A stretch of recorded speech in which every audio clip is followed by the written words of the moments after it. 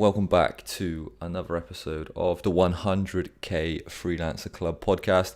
Today, me and I are going to be talking about the red flags when it comes to looking for a client. So when you're looking for a client or you're about to accept a client, like what should you be looking for in that client? Like what should make you reject that client if they have these red flags? Because not every client is a good client, and there's going to be clients out there that cost you more money than they make you.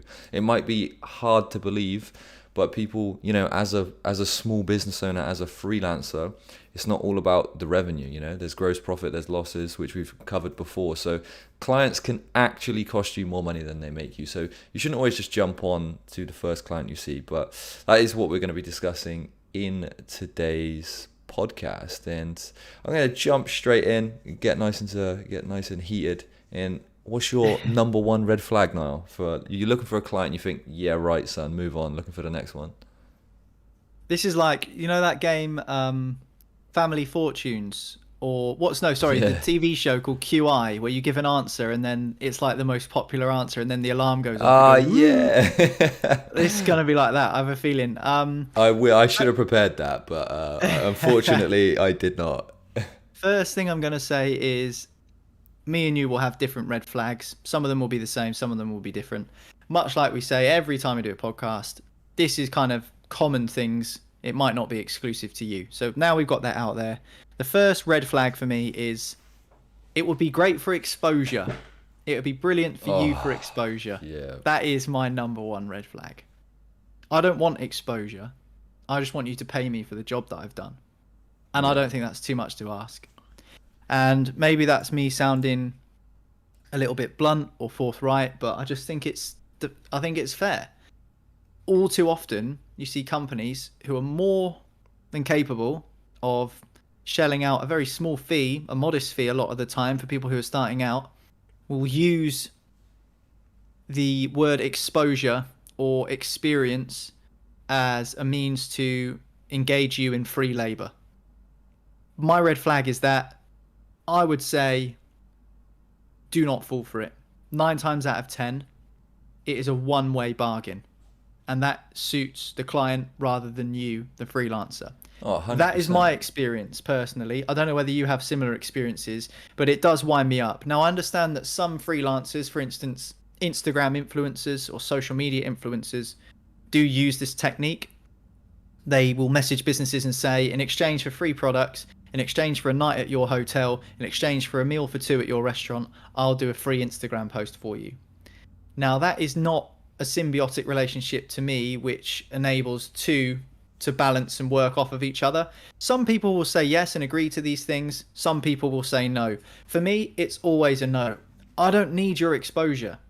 What I want is to be paid for the job that I've done. That isn't too much to ask. So I find that my major red flag when an organization, a client, a company, a business, whatever it might be, who look to take you on, say, we can't pay you, but it will be great for your portfolio. They want free labor. They want cheap labor. If they want cheap labor, do it yourself, because I'm not going to do it. And that's my personal opinion. What about you? No, I think for me, I'm going to agree with you on that one. Is looking, if they say, do this and we'll give you exposure, or, you get paid in exposure, it really does depend on the freelancer as well. Like, I don't think there's actually that many fields where you benefit from exposure. How many bills have you paid through exposure? Literally none. How much food have you put on the table through exposure? Exposure isn't a currency. And some people might be thinking, oh yeah, exposure leads to better gigs. There's no guarantee of that. There's absolutely no guarantee of that. What there is a guarantee of, if you get paid for the work you do, you then have a tangible asset in terms of cash or a fee or an agreement or a contract or whatever it might be that you enter into with the client. That is something tangible. That's something you can use to benefit your business, to buy something you need, to pay your bills, to pay your rent. You cannot pay bills, rent, put food on the table in exposure. It just doesn't exist. So that is, you can probably tell by how sort of exasperated I am. I see this far too often, and it's normally young people, students, or first-time freelancers who are just starting out on their journeys. They're the ones that are kind of targeted, and I don't want to say sucked in, because I don't think that's fair on the freelancers to describe them as that, but they're targeted by a lot of people for free labor. And like I say, you cannot pay your bills in exposure. So my big red flag is know your worth in terms of what your value is. If you're prepared to do it for nothing for the exposure, then that is absolutely okay. That's your decision. But don't feel like you have to do that in order to be successful. You Yeah, don't. I think you also need to, like, what are you going to get from this exposure? If there's a specific goal that you're reaching to, or this person knows somebody else that you want to get in touch with, or you're going to get your foot in the door in this company, then fair enough if you have like a challenge, or if you've got nothing on your portfolio and you're starting out and you know that this project will be great for your portfolio because of this, and then you can go and target that client, then yeah, that's awesome. But It's a catch-22, don't you think, Jacob? Because it's a case of, if, for instance, an Instagram account follows you and it's got 15 million followers on Instagram, and they say, we want you to do this for us, and in exchange we'll post your work on our Instagram or our social pages, and you'll get 15 million followers worth of exposure.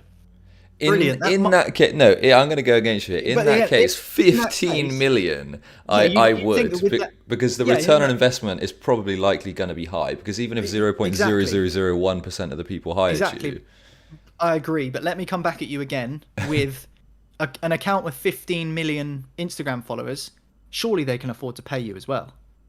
Yeah, exactly. Why are they asking for free labor? They're an Ex- account of a massive size. They should have enough money behind them to be able to pay their freelancers accordingly. So I definitely think that there is sort of, like I say, the catch-22 of, you're totally right, and I would probably do the same. I mean, 15 million is a lot of eyes to be seeing your work, and even if 1% of that is turned in, or 0.5% is turned into clients, and the ROI therefore is worth it. But yeah. also at the same time, don't be taken for a fool by the size of a business. The bigger businesses can afford to pay you, and you should never forget that. No, 100%. And in my experience with working with clients and businesses and individuals, it's always the people that pay the most that go on to have the most successful businesses. So the people that are willing to invest in the people and pay to get things done right, they always grow. And if you're working in, especially small companies, if you're the type of person like me that likes to work on, like, startups, like exciting projects, something where you can have like a real impact, rather than going into like a huge corporation and just doing like a tiny thing, then if they're not willing to invest in the people and get things done right, it sort of sprinkles onto every aspect of their business. Like if they cheap out on labor, they cheap out on everything. And that's a massive red flag for me. Is like, I think my number one red flag is, look at the client. Okay, if they're on a platform, like if you're finding the client on a platform like Upwork or freelancer.com, you can actually look at how much they've paid somebody in the past or their past projects. A bigger red flag for me is that they've never paid anybody. So it's a brand new client to Upwork. They've never paid anybody.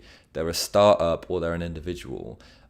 They're not going to want to pay much. They're not used to hiring people. They're not used to working. Like, that is just going to waste your time completely. And I would highly advise against going for that, unless you can apply for the job and speak to the people and scope it out a bit better for yourself. But that's the red flag. But going over like the overall red flag, look at the business. Like, what do they spend on? Like, if they cheap out on marketing, they cheap out on product production, they cheap out on everything, they're going to cheap out on you. Every moment that they get, every chance or opportunity that they get to pay you a little bit less, they will.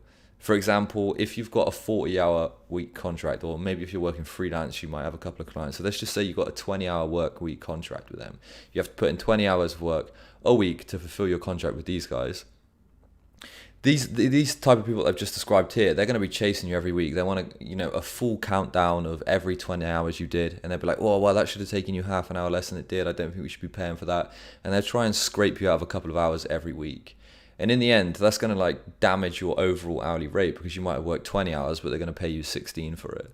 So I think those clients that don't take care, or the clients that cheap out on everything, I would just try and avoid 100% of the time, because they're going to cheap out on you. I don't know if you found the same thing working with, like, bigger clients as well, that you can see that they cheap out on most aspects of their business, and then they're always scrounging for you like, oh, can you just do this for us or that for us, and they're not expecting to actually pay you for it or pay you like big money for it.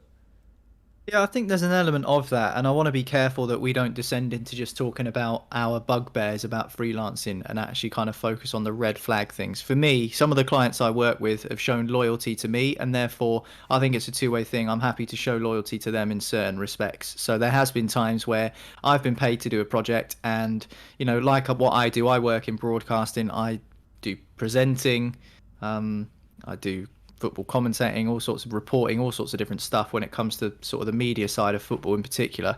And there have been times where I've been lined up to do a certain job, which I've fulfilled, which I have agreed a fee on, and that I will be paid for. But there's also been times where, because I've been in the building on the same day and something else has happened, they said, oh, you couldn't just pop over to this building and speak to this person on camera for us, could you? And there have been times where I've done that, and I've done that sort of out of goodwill and loyalty to the client. So in terms of like what you say, cheaping out, I think that there's a difference there between showing loyalty to a client, because it's not something I do regularly, I must say. It's not something I do often, and it's not something that clients ask me to do often. Or would you mind doing this whilst you're here? Now, I probably could invoice for that, but I decide not to, because I think I have a good relationship with the clients that I currently work with, and I feel like it's a case of they expect that flexibility from me, so I expect that from them in return. And I think that that's the kind of mutual understanding that I have with the majority of my clients. In fact, all of my clients should understand that, and if they don't, then maybe that is a red flag. And I think that that kind of leads me on to another red flag is, the business you're working for needs to understand that you are a human being.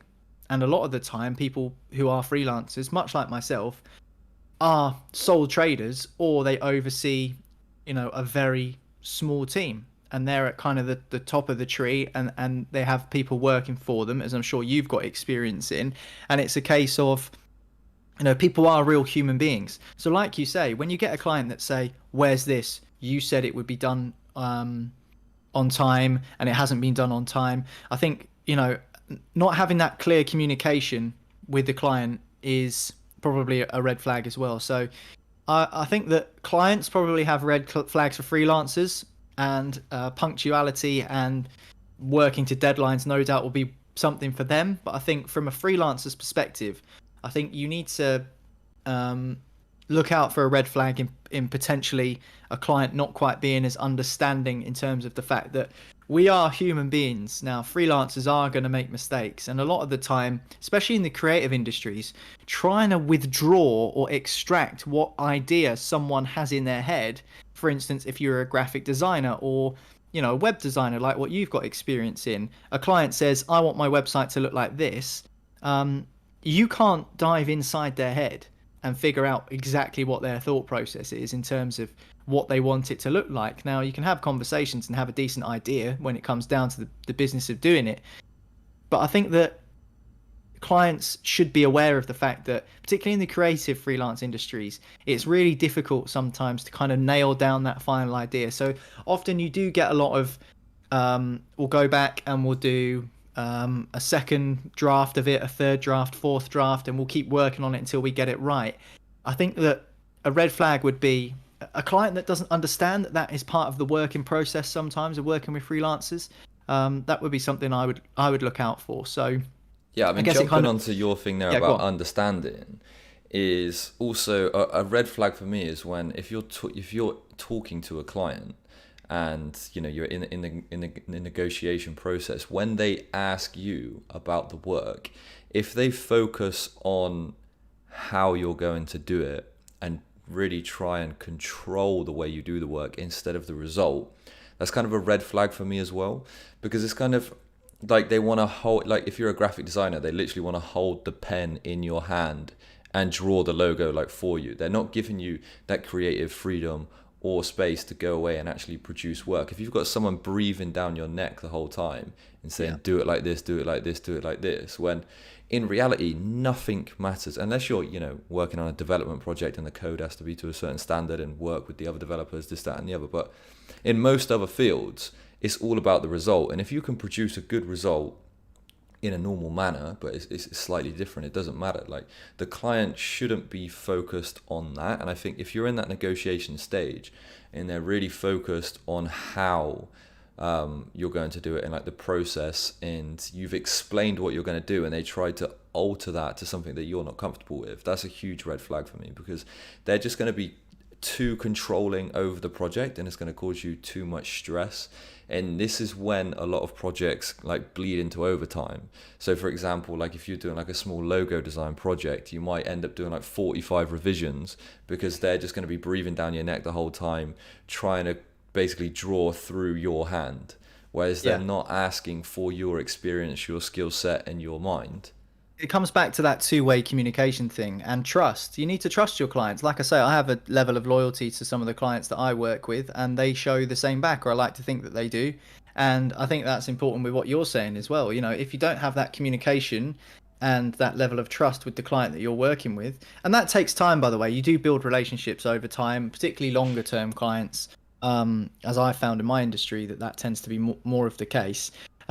But like you say, if you don't have that communication, it's going to end up a completely overpowering relationship, where that person or that client or that company or business is going to try and, well, you summed it up perfectly, try and draw using your hand. You know, it's kind of, if they're not happy with the skills that you can provide, then maybe that is a total red flag. So yeah, I'm with you on that one, and I think that it happens a lot. But I think a lot of that is kind of born out of the passion that people have for their businesses. And you know, a lot of people do have those traits, particularly when they start out, because they have a clear idea in their mind, a burning picture, and they want it to be so perfect. And you know, there's a level of people being perfectionists about it, and I can appreciate that. But at the same time, I do think you need to be careful that you don't cross over into that territory, because if that is the case, then no doubt many freelancers will be seeing that as a red flag, like you say.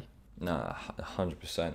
And I think another thing that this kind of bleeds into is probably one of my last red flags, is that on, like, going back to like an understanding side, if they have a bad reputation with their customers, so if you go on their Trustpilot or, you know, Google reviews or anything like that, and their customers are just slating them, they probably have the same issues internally. Like, as that company ethos, like the way they operate, you know, they treat their customers almost probably the same way as they treat their staff. If there's, you know, a ton of complaints about poor services, that and the other, don't expect to be treated as a good freelancer, as like, you know, a really healthy working relationship, when they can't even have a decent relationship with the guys paying them, not the ones they're paying. I mean, you don't want to be micromanaged. I mean, like I've said many a time on this show, I have experience in both being employed and being self-employed, a lot of the time at the same time. And being micromanaged is something that is a notion that many people experience, even who aren't freelancers. And it's not nice, you know, to be micromanaged and, you know, every little detail being picked up on. It's and it's so unsettling. incredibly inefficient as well. That's what annoys me the most, is that like you can't even reach your own full potential. Like, let me, you know, just let me get the results. Like, if I don't get the results, just fire me, or just move on to the next person. Like, I don't care. Just like everything in this life. I don't know whether it's because I'm too focused on business and results and, you know, profit, all this, that, and the other. But for me, I don't care how stuff gets done, as long as it gets done.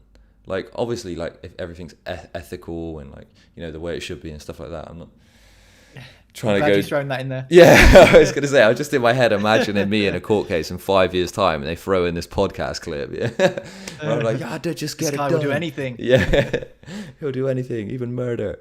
Yeah, but no, but you know what I mean. Like, just to, you know, not to be, to just allow creative freedom is all I'm trying to say. Like, you know, there's a lot of the things that we've been talking about today for the red flags for clients sort of identify a client as restricting. And I think, you know, if you are being restricted, it not only damages you, like, in the sense that, like, you're not having, you know, as much fun, or you're not achieving, like, your full potential at work, all this, that, and the other, but, like, if you aren't actually, you know, given that creative freedom in achieving your full potential, like, this is your portfolio that you're building, this is your experience that you're building. The work that you do today is going to define how much you're paid tomorrow.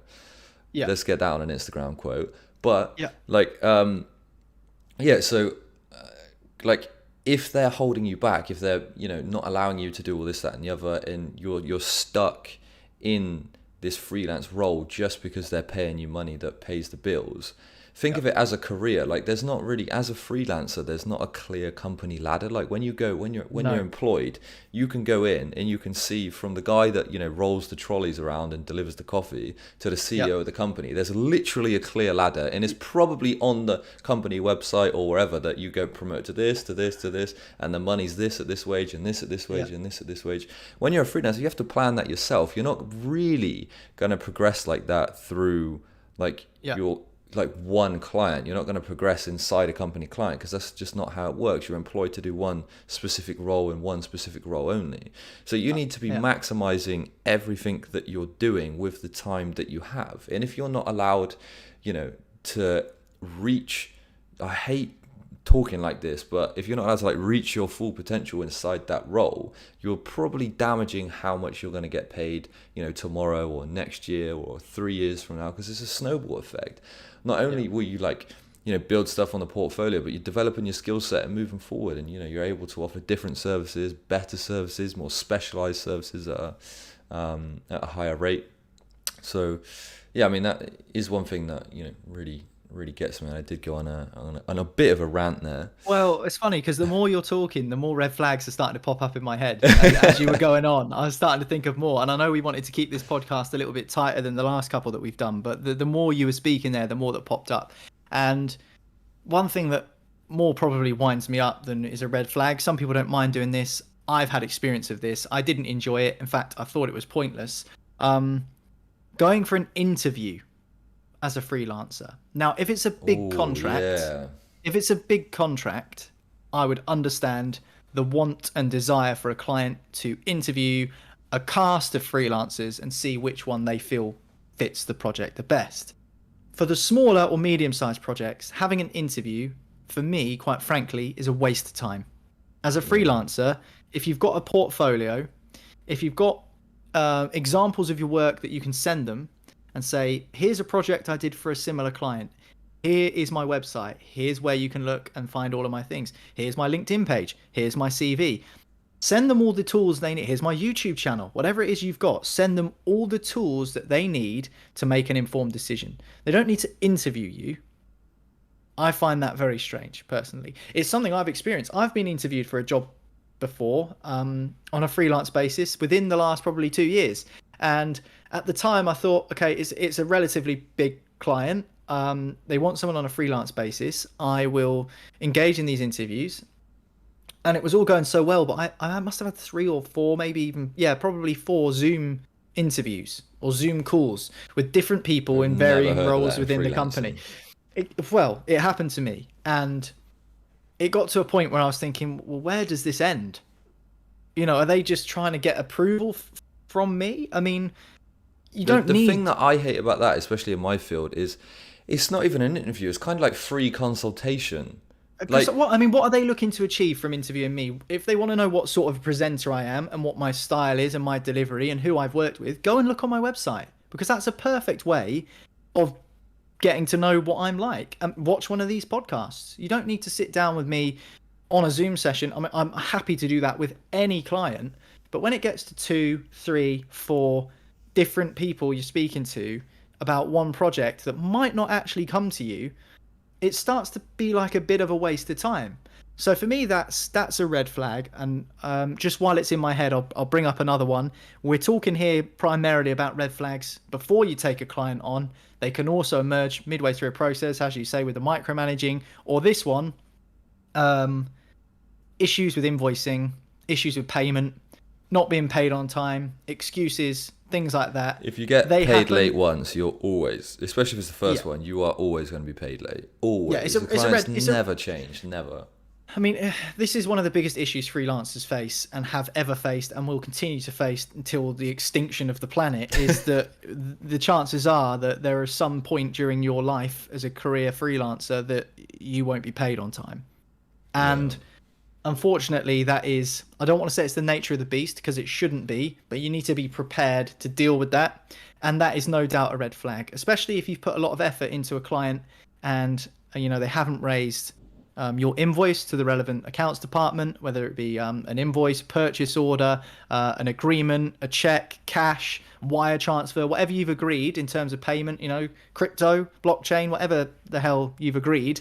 Um, you need to be aware of how that works. So as a freelancer, you should responsibly be keeping tabs of your finances. You should know which invoices are pending, which ones are yet to be sent. That is your responsibility, but it's also your responsibility to chase up a client if they haven't paid you on time. And if that is the case, like you say, particularly the very first time, that is a red flag. I think that's a red flag for a lot of freelancers. There are a Yeah. lot of freelancers who will be put off working for a client again, even if they enjoyed working with that client, because of how late or not at all that they've been paid. So I think that's a huge red flag. So those two for me, that strange interview thing that I talked about, which I don't really see the point of. Maybe in some circumstances it's definitely beneficial, but for me, for the majority of smaller to medium-sized jobs, it's not relevant. And the second one, being paid late as a freelancer or not at all, massive red flag. Yeah, the interviews one, like the only time I see, like I hire a lot of freelancers, and the only time that I interview the freelancers is if they're going to be working as part of a team,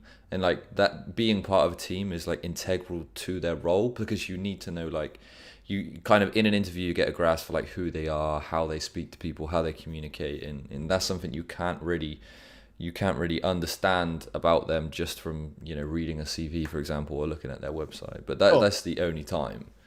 yeah, I And mean, but you don't need 4 interviews to do that, do oh you? no, And 100%. I I'm don't not even. saying judge a Most book by its jobs don't cover. even have 4 interviews. That's crazy. Yeah, I mean, I'm not saying judge a book by its cover because I don't believe in that, and I think everyone should have, ample time to prove that they're the right person. Um, and we say don't judge a book by its cover, but also first impressions are really important. These are all things that you hear. Different people have different takes on the whole thing. But like I say, if I needed a web designer, all I need to do is to go onto your website, Jacob, or if I needed any of your services, all I should be able to need to do is either email you and ask for a portfolio, or visit your website, or watch your YouTube videos where you've got examples of your work. Shouldn't need to conduct a one-to-one do I like you test, because I don't think that's, I mean, we talk about having a good relationship with clients and that one-to-one and that dialogue and clear communication. I think that it's not a case of, oh, I don't want to pay him if I don't like the vibes he's giving off. It's a case of, if you make good websites or you're good at your job, you're the right person for the job, in my opinion. I mean, this is just Yeah, me speaking off the it top of is my head, and because there of are the people that nature of listen to this will freelancing, disagree. though. Yeah, it's because of the nature of freelancing, though. Like, it's not likely that the freelancer's going to be there for the next 10 years in the company. So like No. when you're employing somebody, and because of the cost of like advertisement, and the cost of the cost of recruitment essentially is thousands, right? So you don't want to be hiring more people all the time. Like, and if you've got like a long role, then you interview people to really make sure that they are right for the company long Yeah. term, that you're investing in the right person. But as freelance, they just come and go, like, because as freelancers as well, you don't even have clients for that long of a time. Like, you don't stick with a client for 10 years. Or you might have one or two exceptions, like clients that are great and stick around and stuff. But the nature of the game, like, you're a freelancer because you want the freedom and the flexibility most of the time. So you're working on different projects, all this, that, and the other. So I don't know why I keep saying that so much today, but yeah, you're jumping around. So it isn't really necessary there. And I wanted to just pick up on the other thing that you were saying just after the interview thing, was about the late payment. And it's just a little tip that I have when you encounter late payment issues with bigger corporations. What I find with bigger corporations and bigger clients is that when they pay you late, it's not the guy or the person that you're in contact with that's paying you late, because let's just say, like, for me, working on marketing campaigns, I'm working with the creative director or the marketing director of a company, for example. I send my invoice to him, he forwards it to accounts. And now when I'm arguing with this guy, like, hey, where's my invoice, it's late, and he's like, well, I've sent it over to accounts, it's really, I'm chasing them. Maybe he's lying, maybe he's not, but most of the time I find that he has actually, because the money's not coming out of his pocket, so why does he care? Like, he wants you to keep working. He's sent it over to accounts. So basically, long story short, is just ask them for the contact details of the accounts department so you can manually chase them yourself. And that always speeds up the process for me, because I think internally when they push for stuff, it doesn't get pushed up. But like as an external push to an internal request, so my invoice has been put through from Map by Marketing in Nike, for example, and then it's the invoice is a day late, and I email the accounts directly saying, hey, invoice 11675 is late, where is it? It just speeds stuff up so much faster in my experience. So you cut out the middleman, don't you? You go straight to source, which is the accounts department or the purchase ledger, whoever it is for the company. So yeah, I'm with you there for sure. Yeah, exactly. And but yeah, on that note, I'm gonna actually end out the podcast here, because I know you're dying in that chair of a cold. We'll be doing. Oh, I actually don't have a cold. I'm all right. I just want to say, I think I've just got a bit of muscle fatigue from all the hiking that I've been doing, because obviously over the last few months, I maybe enjoyed my Christmas a bit too much. Hiking from the couch to the fridge over Christmas. Yeah, too many beers, too many mince pies. So maybe it was just kind of 2 days worth of solid trekking for several miles, which has enabled my body to feel in the way it does, which is very achy indeed. So yeah, I'll probably end up getting a bit of an early night in tonight. My team, Portsmouth, are playing tonight on TV, so I might sit back in bed and watch that, and probably allow them to send me to sleep. There's no better sleeping pill than watching my team at the moment inevitably get beaten by Charlton Athletic tonight, as is the joys of supporting Portsmouth. But yeah, no, I definitely feel that this has been a helpful conversation. It's been quite a nice piece of therapy, actually, JB, just to kind of get those red flags off your chest. And hopefully there were a few people listening in or watching along that were nodding and going, yeah, no, I agree. These are red flags I agree with. But I also urge you to maybe make a note of your red flags and have them near to where your workstation is, maybe on a sheet of paper. Especially if you're new to freelancing, you don't have to listen to what we say in terms of our red flags. They could be totally different for you, but I think it's useful to have that either as a set of values in your head, or maybe to hand on a piece of paper as a hard physical copy, just so you can go, right, does this client meet the criteria? Are there any red flags? No. Okay, look forward to working with them again. So I do think those are sorts of practices that you can put in place that can really help you kind of weed out those really good clients from the ones that maybe you don't want to do business with. Yeah, that's a good idea. Just having like a sticky note on your workstation with the red flags, because once you're in the situation, once you're in the situation, you kind of you ignore it, like, it's all right if they do it again. It's all right if they do it again, But having that reminder there that you set yourself would probably help you out a lot. But yeah. And talking about reminders, I'm just going to remind anybody listening now to head over to www.100kfreelanceclub.com, sign up for a free account with us, and you get to watch all of our masterclasses live on how to become a successful freelancer, essentially. And we do a ton of awesome collaborations with super successful freelancers from around the world. So yeah, head over to www.100kfreelanceclub.com and sign up for your free account today. And we will catch you in the next podcast. Adios.